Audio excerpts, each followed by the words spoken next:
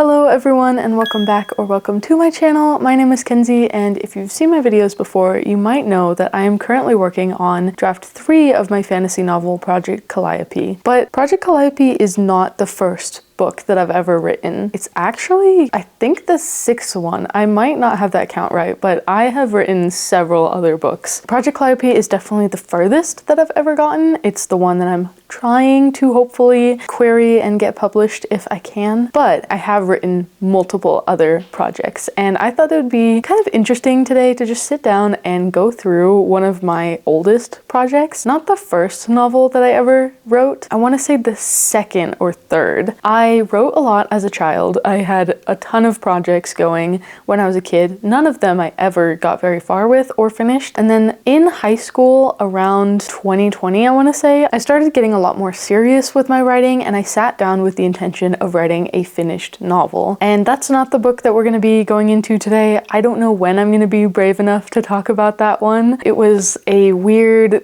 like, kind of sci-fi, kind of superhero novel. I don't really know what was going on with it. I tried 2 different drafts of it, neither one was finished, and I abandoned it, and I will never touch that ever again. But today I'm going to talk about my second book, which is the one that I immediately wrote after that first attempt at a novel. I sat down and I was like, okay, I'm going to write a fantasy book. I'm going to make this work. I'm going to get this one published. I think I was a junior in high school. This was, I think, 2021. I was determined to make this one work, and I also did not make this one work. I never finished this one. I think I got, I want to say, like 27,000 words into this. It was a decent attempt, I think, and so I thought that it'd be interesting to take a look at this one because this was a fantasy novel. This was when I realized that my heart is kind of in fantasy, and so I sat down with the intention of writing a fantasy novel. I attempted world building. I made a couple of characters that I really liked at the time, and I honestly have not looked at this since I last edited it. So I thought it would be pretty interesting to just take a look together, see what some of my old work looked like. I have not looked at this at all since the last time I worked on it. I'm going to give you some commentary along the way of what I think of this. This is a little bit nerve-wracking to do because I've never really shared my writing on this platform, but I do just want to say that this was a long time ago. I have come much further as a writer since this manuscript, so don't use this as the basis for how good my writing is. It has come much further since this. So without further ado, grab something nice to drink and let's look at some old and probably very cringy writing. So just as an introduction to this project, this was called, it had 2 names. It was Project Red, which is what I remembered it as. It was the kind of code name title, much like Project Calliope is a code name for the manuscript that I'm currently working on. Project Red was the code name for this book, but I didn't actually remember that I apparently had a more official title picked out, and that was Stag's Savior, which it's not a title that I would choose now for anything, but I mean, it did the job. I just also didn't remember that I even had that title. This is kind of a portal fantasy, I would say. It's about a girl in a fantasy world who is like the high priestess of this religion, who are looking for a savior who is going to bring peace to their world. I don't really remember what the main antagonist was or who they were. I just know that there was this religion and they're looking for the savior who's going to fix their world. And a girl from the human world, the normal world, gets transported there and meets the high priestess. So the high priestess, something happens where she is certain that this girl from the regular world is the savior that she's been looking for, and so they go on this journey together trying to figure out how to bring about the peace that's supposed to happen. And I don't think we're going to get into this. I think I'm just going to read the first couple of chapters, and I also don't know if I ever got to this in the actual draft, but kind of a big twist is that for whatever reason the high priestess girl is actually the savior and she had no idea, and the portal girl from the regular world is meant to be the High Priestess. I remember thinking that that was a genius move at the time. It is kind of confusing looking back, like it doesn't make very much sense. I'm gonna read, I think, the first 2 chapters, but we'll see. So starting at chapter 1, I can already see that there's some invented words here that I created for this story, so I might not be able to pronounce them because I don't remember what they are. Chapter 1. There's a few on the outskirts of Raleigh, similar cases but individually reported, the girl mentioned as she sifted through the thick stack of letters on the table. Sorry to interrupt so fast, but I wouldn't necessarily open with dialogue. I'm not a big fan of it. I don't think that it really makes a lot of sense. No, similar cases in such a big city don't work. If it was legitimate, it would have a wider following, more reports. This is probably a child's prank. The other girl was turned away from the table, looking out the window, but her attention was still fixed on the information being read to her. Another note is that I don't know why I'm not introducing these characters, because one of them, that second line of dialogue, is the main character. Okay, there's a few in the forest near the border city. Each report varies slightly, but they're mostly the same. Some people are saying the local fauna drew back a few weeks prior, and then they kept finding evidence of magic throughout the woods. Did they mention what type of magic, or what the evidence was? A few of the reports did. Symbols charred into trees, plants growing in unnatural formations, that kind of thing. That could be some kind of cult behavior, but I can stop by and take a look anyways. Yes, Aelana. So Aelana was, I think, like the official title for the High Priestess. So far, I'm kind of just iffy about this passage. Like, I don't like that it opened on dialogue. I don't like that none of these characters are introduced because it's really confusing. And I don't like that I used the title before this girl's name because it makes it really confusing. We as a reader don't know yet that Aelana is a title and not a name. And so it could be really confusing as someone who's just trying to get into this book to open with dialogue, not know who any of these people are. I don't know, I think it's kind of a little muddy and confusing. The girl turned away from the window and back to her peer. How many times do I need to remind you? The other girl cut her off before she finished her sentence. Sorry, Evangeline, I won't make the same mistake again. Evangeline laughed softly. It's not a mistake. I just feel that names are more friendly than titles. There's no need to call me that when we're having a casual meeting. The other girl didn't answer. Evangeline didn't expect her to. She was used to people being confused by her personality. Compared to all her predecessors, she was warm and comforting. She was the first who'd wanted the people around her to call her by her name rather than the prestigious title she held. She was the same as every woman to take the position before her, and yet she was starkly different because of this single preference. That is also a little bit jarring. I think it's a little bit too much world building information to be dropping right then. Like, we don't know who this character is, let alone what she does, and all of a sudden we're getting comparisons to the people who came before her and how she's different from them, and it's hard to follow what's going on. I think if I didn't know this story, even just vaguely from my memories, it would be really hard to read this. The priestess continued a few moments later after an awkward pause. Again, we don't know that she's the priestess. That's the first time that that's been brought up, and so we don't know who this is referring to. Like, I know that the priestess is Evangeline, but the way that this was written just makes it super unclear who is talking right now. The priestess continued a few moments later after an awkward pause. There's one on the Gauasia River. The witness says they found a girl with no memories who is showing signs of being a magic wielder. This one actually came in this morning when I was rounding up the most compelling cases for this meeting. So basically what they're doing in this meeting is they're talking about who could be the savior that they're looking for. They're talking about cases that have been brought to their attention about possible sightings of the savior. Again, as a reader, we don't know that yet, so it's really confusing to just be dumped into this meeting where we don't know what's happening, who these people are, let alone what they're trying to accomplish and what they're talking about. This is just a really awkward and bad scene to open up the book with, I think. Oh, how far away is it? I believe it's... She trailed off for a moment, checking her map and the piece of paper with the location listed before jumping back into the conversation. Yes, it's about 1 day's journey from here, just past a few of the other locations. Quite convenient. To be honest, it's the most convincing one we've heard in a long time. Most people don't have any people of interest to report, only places places or objects and the like. Yes, I thought you'd like that one. I'll add it to the list. Thank you. Is there anything else? No,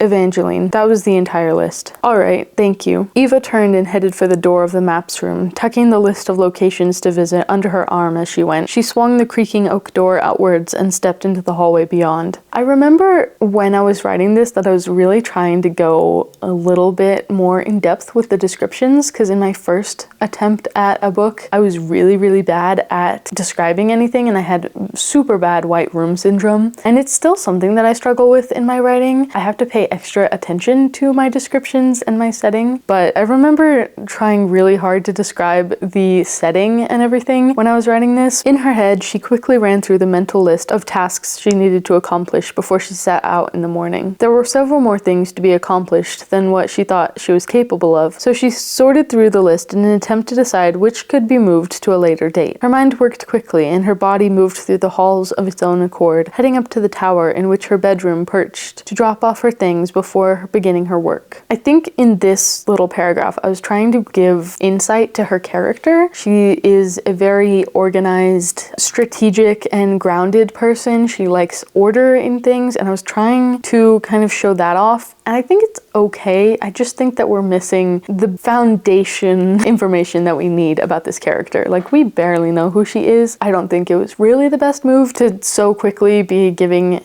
more detailed information about her when we really just need the broad strokes of who this person is right now. The Eumena, or the Pantheon of the Savior, was a wide, sprawling building bustling with life. It was the only place Eva could remember living, and it had been home to hundreds, if not thousands, of other women and girls throughout the few hundred years it had stood where it was built. At its entrance, the wide doors opened into an even foyer, a large open room adorned with many tapestries and even more windows, in which guests could be assisted, and doors led to the rest of the Pantheon. Evangeline passed through this lobby on her way to the tower. She didn't stop for the guests and other priestesses, and they too went on their way without many second glances in her direction. As she passed through the hallway, past the kitchen, she got a strong gust of air blown in her direction as one of the cooks left the room, and she was enveloped with the scent of whatever was cooking inside. She was guessing it was some kind of bread, and she made a mental note to stop by to grab some as soon as she was free. I do remember the first line of this paragraph where I say the Eumena, or the Pantheon of the Savior. I remember I was trying to make a fictional language for this book. I thought that it would be really cool to have a language for this society that the main character lives in. Past the hallway she was in was the North Wing. It was the place that most guests didn't know existed and therefore would never see, as it was the wing that held the quarters of the priestesses who worked in the Pantheon. She stepped into the large room behind the door at the end of the hallway and was met with a surprising quiet. Normally, this room was bustling with life and activity, but she found very few people behind the door. She guessed that it was most likely a product of the fact that she rarely came through this room or visited her own room in the middle of the day, and the other priestesses would be out at this time. At the back of the room for the living spaces of the priestesses were two other doors. The writing is super clunky, I'm noticing. I'm kind of putting in a lot more words than I need and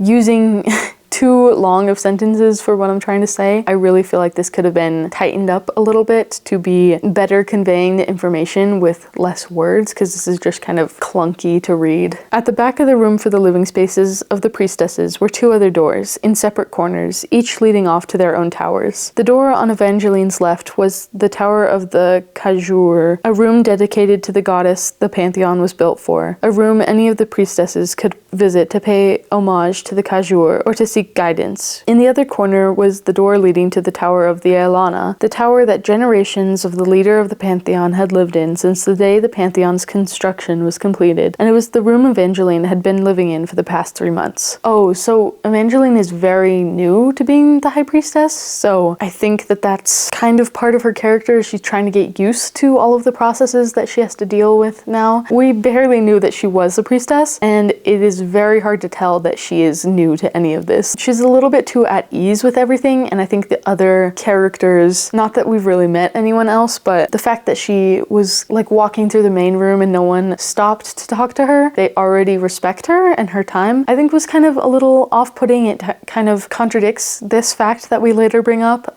It makes it seem like she's already well respected and she's already used to her role, when I think that it would be the opposite. I think if she's very new to this, then she would be nervous about the things that she is doing, and I think that other people wouldn't be used to her having this position of power, and they'd be like stopping to talk to her and stuff. It's a little detail, but I definitely would edit that. She went to the far right corner and pushed the door open with her hip. To the surprise of every new priestess in training when they were given the tour of the building, the door to the tower was never locked. It was an unwritten tradition that had been upheld for longer than anyone could remember. On one hand, there were no secrets for any Aelana to hide, and should anyone in the Pantheon have that suspicion, they should be free to look for themselves. And on the other, there was nothing belonging to the Aelana that someone would wish to steal, so the door remained unlocked. As she scaled the spiraling staircase which wound its way up to the tower, Evangeline peered out of each window she passed, getting a different view of the land around her tower as her angle changed step by step. Out of one window, she could see the stones of the Tower of the Cajur, and the next window revealed the breathtaking view of the emerald forest that grew wildly just around the Pantheon, surrounding it in lush wildlife and beauty. Reaching the top of the tower, she stepped into the area where the floor widened and opened up into her room. In one portion of the room was the place where she slept. The base of her bed was a cushioned sleeping mat, and piled on top were various furs she'd acquired over her time in the Pantheon, which were usually stowed away, but had now been spread out to protect her from the setting chill that was coming with each night as the seasons changed to autumn. They were a variety from moose to bear to a patchwork of rabbit skin that she had either been given by the people of her country or she had made herself when the local hunters brought more meat to the Pantheon. Each was warm, comfortable, and tied with fond memories, and as she'd begun sleeping with them every night, she'd also begun smelling faintly of them, or so the other priestesses told her. I remember thinking that this sounded super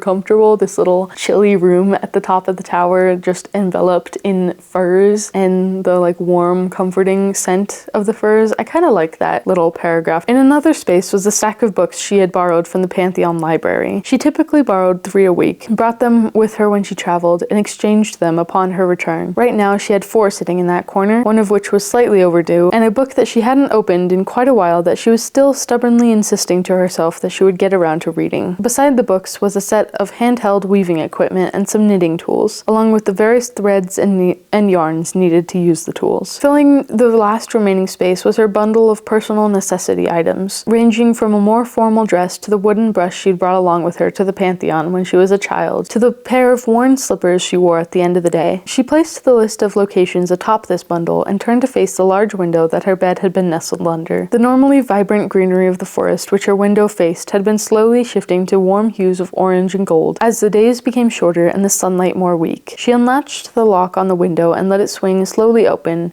breathing in the cool air that wafted towards her from the opening. Her eyes closed and her fingers trailed up to her collarbone, where a golden pendant on a delicate chain rested. She traced the shapes engraved into the metal surface and took a deep breath, feeling calm and collected. Then her eyes opened and she turned back the way she came, taking the overdue book from the bottom of her stack as she went. As much as she loved her room and the views its window held, there was still work to be done. And that's the end of chapter 1. Quite frankly, way too short. The chapter didn't really accomplish much except for setting the scene and vaguely giving us some information on the main character. This could have really benefited from more time and kind of going with her through the rest of the things that she has to do in this day, which I think is what chapter 2 gets into. So if I was editing this book, which I don't plan to ever do, but if I was, I would combine chapter 1 and 2 because this is just too short. We're not getting enough information and it's not really accomplishing anything. It's not really setting up our character or what's going on. It's not setting up the stakes of what needs to change. It's just kind of showing us pretty descriptions. As much as I like the descriptions, I don't really like this chapter. Chapter 2. Evangeline entered the east wing of the Pantheon a few minutes later, turning down the hallway into the home of the Shanag, where women and girls from all over the country came to find refuge and were given a home for as long as they wished. In the recent years, it had begun to push the limits of how many people were meant to be allowed to find shelter in the place, and what was normally a well-maintained balance of people entering and people leaving had become a flood of women desperate for a home. It was tradition that the Pantheon itself only accepted women into the living spaces of the East Wing, but in the town of Rustana, which had been built around the Pantheon, there were separate homes for other people who were seeking sanctuary. Eva knew that those homes as well had been filling up, and she had the feeling feeling they were going to, and she had the feeling they were going to open, and she had the feeling they were going to need to open homes. Oh my gosh. And she had the feeling they were going to need to open new homes if the flood of people continued. Super clunky last sentence, as you could tell, from me stumbling over it, but also the world building details are more info dumpy than helpful or insightful at all. I don't really know what's happening in this world, and it's like interesting to see these details of the Pantheon offers homes to women and like a place to stay, and they also have a different place for other people to go if they need it. But like, that's not really the information that we need right now. I think that's interesting to bring up later, but right now we're just trying to get a grasp on what this world is. I don't even know why all of these people are seeking refuge. I like honestly don't remember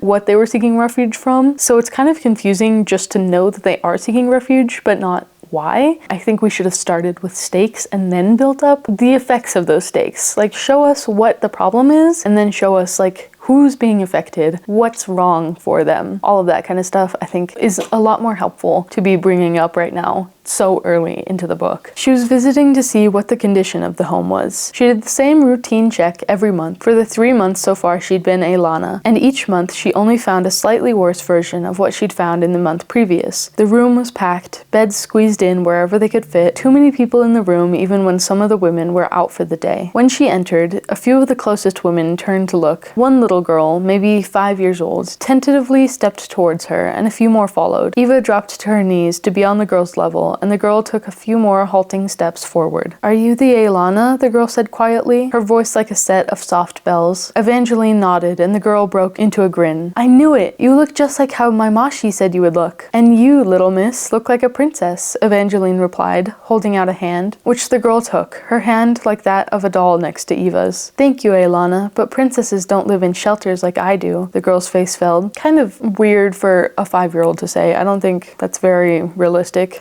"I think you might be wrong." I have in brackets here, darling. I think that I wanted to replace this with a word in the made-up language here. "I think you might be wrong, darling. Even princesses need help sometimes. It's wonderful to have you here." At that moment, the first of the girls who had been waiting a few feet away joined her younger friend at Evangeline's side. "Aelana?" Her accent was foreign, and she seemed unsure about using Eva's title. "Yes, darling? Has anyone ever found a real Sphygane?" Evangeline laughed. "There's only one Sphygane, little miss, and they have never been found. I hope you find the Sphygane. I wish I could see my home again someday." I think this was my attempt at trying to establish what's going on. They're looking for the savior. That's what that word means. And people are away from home because they don't know where the savior is. My attempt at trying to establish what's going on here. Eva shuddered, tried to hide her feelings with a smile, and stood. She was flooded with the feeling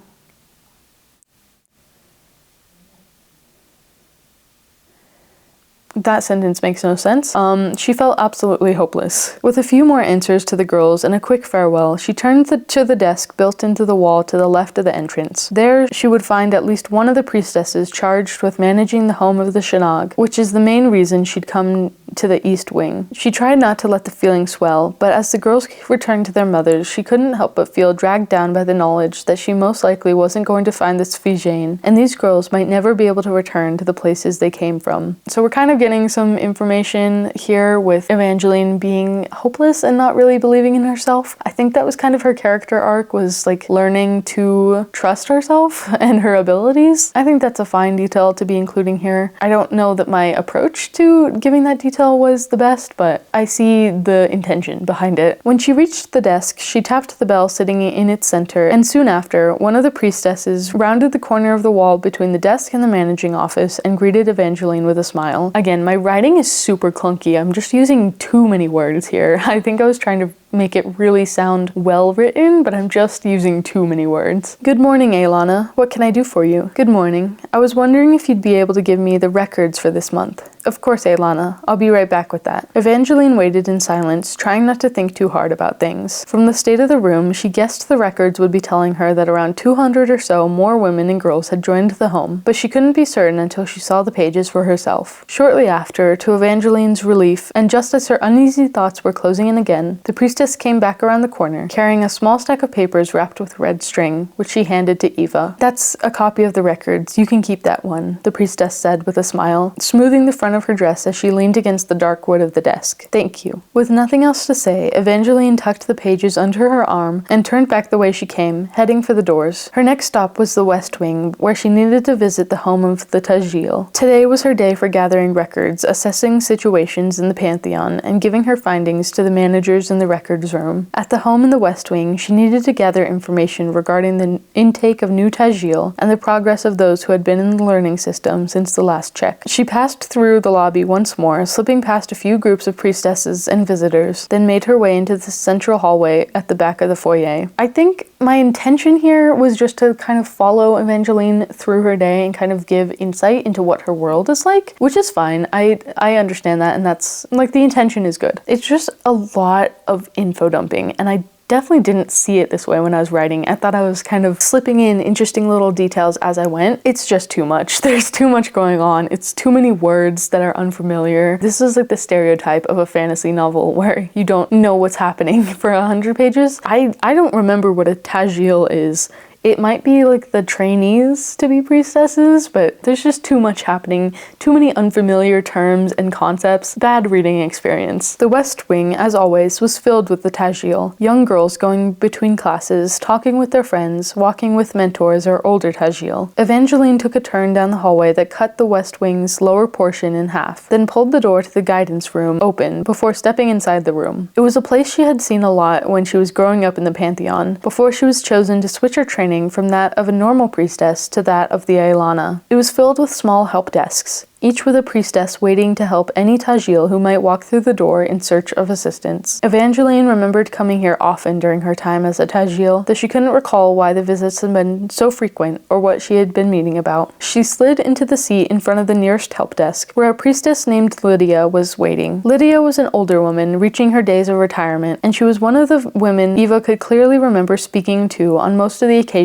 she'd visited the room. Lydia was also one of the priestesses most well remembered between Tajil, for she was often sending them off with sweets after meetings or when she saw them in the halls. Oh, one thing that I think is interesting here is that the world building is kind of contradictory. I was trying to build up this image of this Pantheon being a very well-oiled machine and very, like, well-managed and everything, but I feel like with the stakes of the world, with all of these people being displaced from their homes and everything, it's kind of weird for so many priestesses to just be hanging out at home. Like, I think that things should be a little more run down, and the other priestesses should be out and about, like trying to take care of things, tracking down these reports for the possible savior on their own. I don't see why the high priestess is the one doing that. I don't know, it doesn't make a lot of sense to me. "Good morning, Evangeline," Lydia said as Eva took her seat, closing the book she'd been reading. She was one of the few priestesses who remembered Eva's preferences on name over title, and though the forgetfulness of her peers didn't irk her too much, she still vastly appreciated Lydia for keeping it in mind. "I'm guessing you've come for the month's reports?" "Yes, ma'am," Eva replied, brushing a lock of hair behind her ear to join the rest of her wild curls. "All right, I had a feeling you'd be dropping in today. I have them all ready right here." Lydia reached into her desk and removed a bundle of pages quite similar to the one which the priestess in the center for the Shanag had given her. It was the standard cream-colored paper wrapped up with a red string. Lydia slid them across the table, and Evangeline added the stack to the one she had acquired a few minutes previous. "Will that be all for today?" "Yes, I believe so.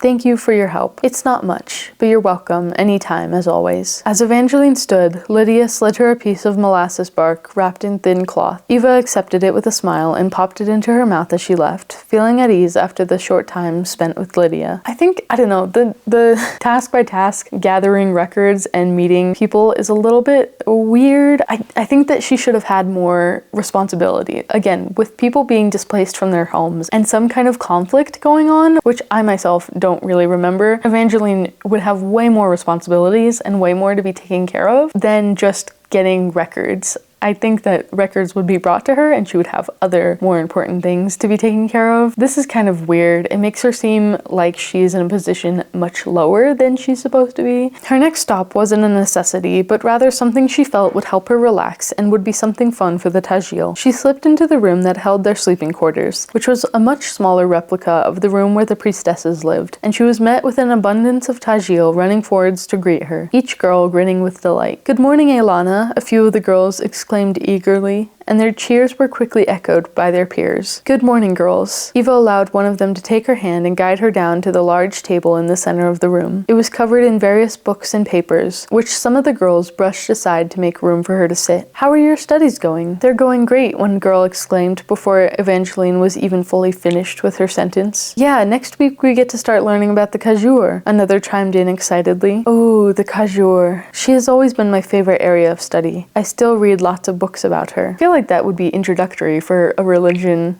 I feel like that would be one of the first things they do to learn about the center of their religion. Kind of weird. "Could you tell us a story about her, Ailana?" "I suppose I have time for that," Eva replied, bringing her feet up into her seat and crossing her legs as she received squeals of delight from the girls, who begged for stories from each visitor they had. "On one condition. Please call me Evangeline instead of Ailana. We're more of a family than we are co-workers. There's no need for titles." Evangeline settled into her seat, as did the girls around her, and quickly picked a story to tell out of the many myths and legends her younger self had eagerly memorized. She settled on her favorites of the origin tales of the Cajur, one that would be good for the girls to hear as an introduction into their new studies. "Have you ever heard the story of how the Cajur came to watch over our world?" She was met with a mix of eager and confused looks, which she took as a no. "The Cajur came to our world in a drop of golden light from the sun. She fell very, very far from the heavens and landed near the place where the country of Rasteria was built." I get what I'm trying to do with this. I'm trying to build more of the world here and show the lore, I guess,